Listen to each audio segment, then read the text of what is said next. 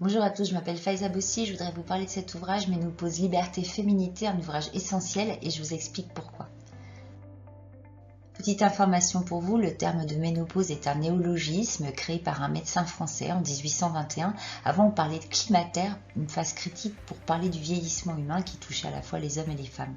Alors en Occident, la femme ménopausée est un peu perçue comme une femme vieillissante, perclue d'arthrose, un peu invisible.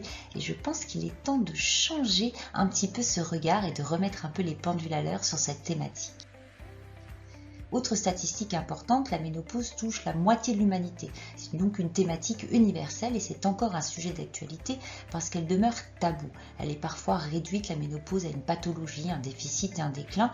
Résultat, vous avez des millions de femmes qui traversent cette transition à la fois dans le silence, l'incompréhension et parfois même la honte. Alors pourquoi cet ouvrage? J'ai acquis la conviction profonde que la ménopause n'est absolument pas une maladie, encore moins une fin, mais véritablement une transition naturelle.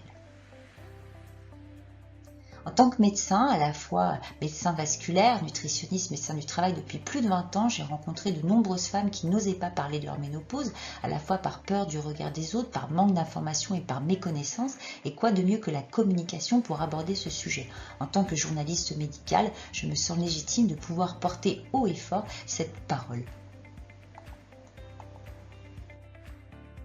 Alors pourquoi ce livre et comment je vais y répondre? Eh bien d'abord parce que la ménopause n'est pas qu'une affaire de femmes, c'est un enjeu à la fois sociétal, familial et professionnel. Elle impacte les couples, les familles, mais aussi les équipes de travail. Et dans le monde du travail, la femme ménopausée est souvent jugée comme étant moins performante et moins dynamique, alors qu'elle est à la fois expérimentée, résiliente et indispensable. Pourquoi la rendre invisible alors qu'elle pourrait être un véritable levier au sens littéral du terme?